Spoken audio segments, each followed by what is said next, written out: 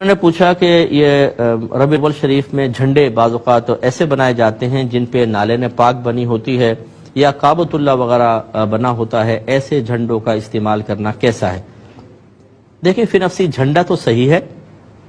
جب نبی کریم صلی اللہ علیہ وسلم ہجرت کرتے ہوئے مدینہ منورہ داخل ہونے لگے تو حضرت بریدہ اسلمی رضی اللہ تعالی عنہ نے عرض کیا رسول اللہ میں چاہتا ہوں کہ آپ کا مدینہ میں داخلہ جھنڈے کے ساتھ ہو۔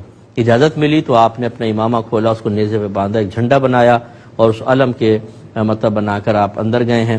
تو یہ جھنڈوں کا استعمال تو شرعاً صحیح ہے، لیکن ان پر کچھ بنانا یہ ہم اس کو منع کریں گے۔ وجہ اس کی یہ ہے کہ نالین پاک سرکار کی نالین اقدس کا یہ نقش ہوتا ہے، اگرچہ اصل نالین نہیں ہے لیکن مناسب نہیں ہے کہ وہ جھنڈے گر بھی جاتے ہیں، پیروں میں آ جاتے ہیں، بدتمیزیاں ہوتی ہیں۔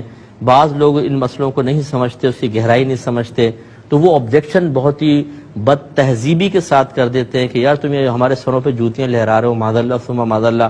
اس طرح کے معاملات بہت دیکھے گئے ہیں۔ یوں ہی کعبۃ اللہ کا عکس اگر بنایا، کوئی شبیہ بنائی اور وہ گر رہا ہے زمین پر اور اس کو کچل رہے ہیں لوگ، گندے میلے کچیلے ہاتھوں سے پکڑ رہے ہیں، تو یہ مناسب نہیں ہے کہ اس طریقے سے ان مقدس تصویروں کو یا مقدس مقامات کے عکوس کو اس طرح استعمال کیا جائے۔ مشورہ یہ ہوگا کہ مطلب کہ کوئی نقش و نگار بنا لیں، پھول وغیرہ، جھنڈے سادہ رکھیں، یہ سب سے بیسٹ ہے، مشورہ ہے۔